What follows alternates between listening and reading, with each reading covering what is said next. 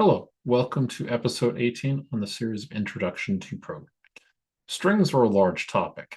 In this video, we will see how we can create them and make use of them in JavaScript. Let's take a look.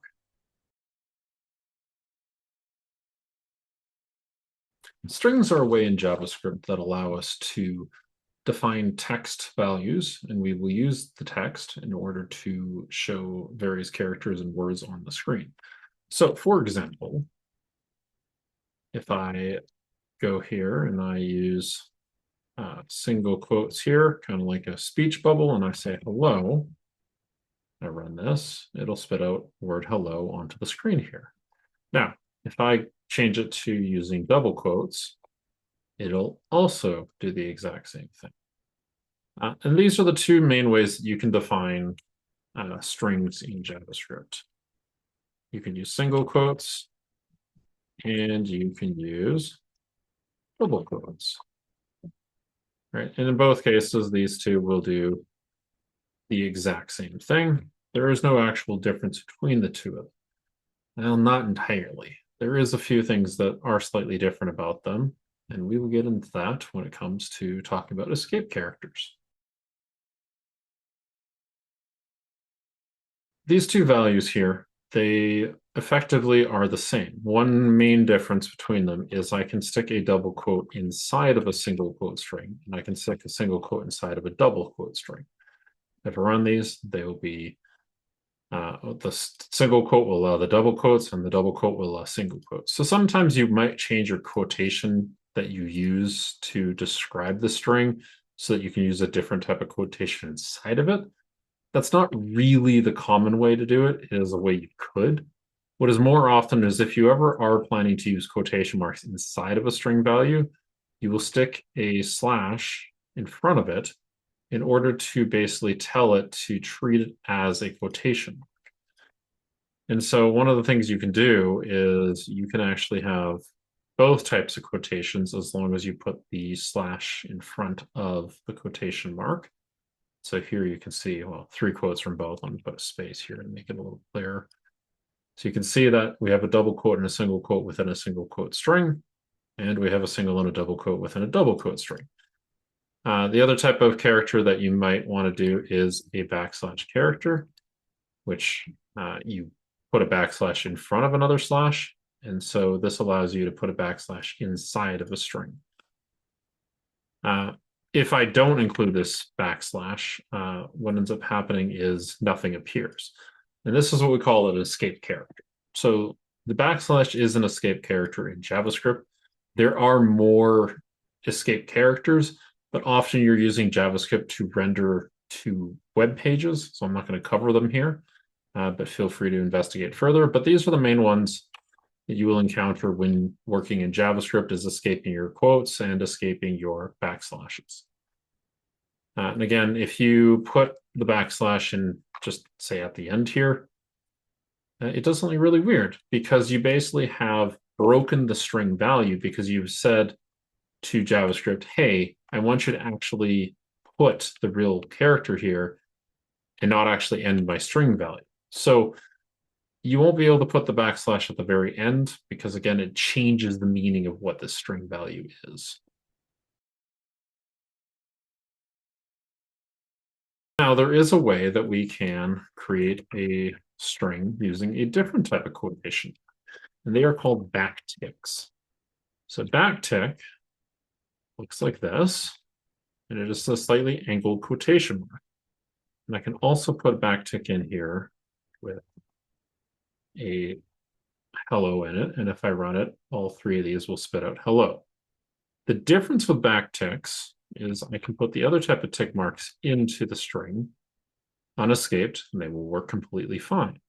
If I escape them, they will also continue to be escaped normally. So you're probably wondering, why do we need three different ways to define a string value in JavaScript? Well, that's because this one here is called a template string, and it allows you to do something called templating, which is you take a variable and I want to have the variable be inserted into the middle of my string. And so if I don't write out the other two, and I just write out this last one here, it'll say hello, hello. And if I put in my Y value here, it'll say hello 3 times, even though I'm only printing out this one, because this template string, effectively, this here is saying, I would like you to take my entire string and put it in here. And this one here is saying, I would like you to put my entire string. And so these are effectively equivalent. Template strings can be more helpful if you're working with other variables, right? If I have, say, a number here and I have the word hello, it'll allow me to put the number in very easily. You can even do things like basic mathematics within a template string, right? So you could take the number 3, you can add it by itself, and it'll spit out the result of whatever you put between these two squiggly brackets in after a $sign. So if I do this, well, that's absolutely nothing. That's actually an error. You should, if you're going to use a template, you always have to put something in it. If you remove all of it, then obviously it just disappears.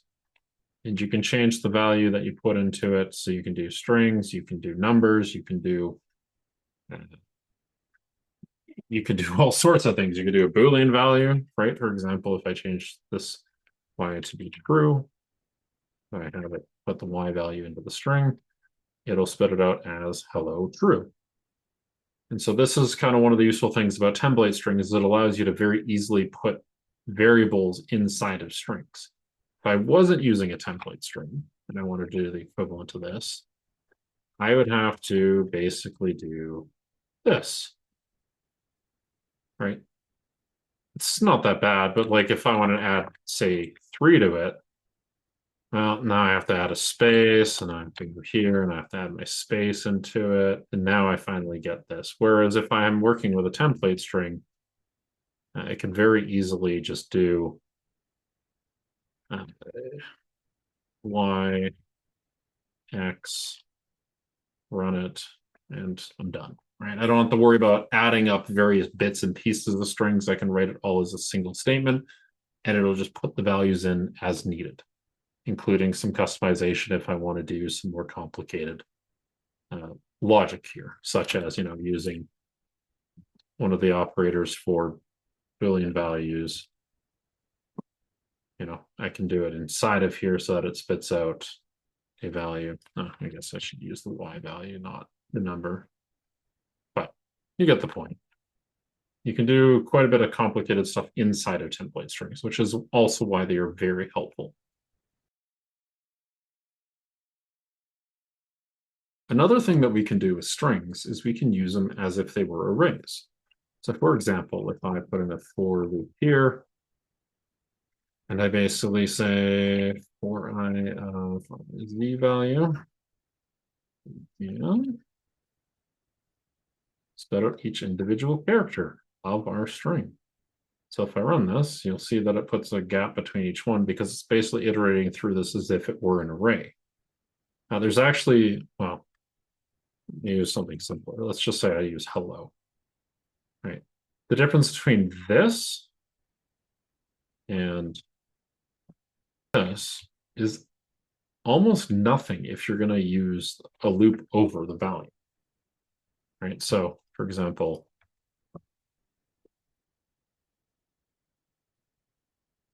if I want to loop over this,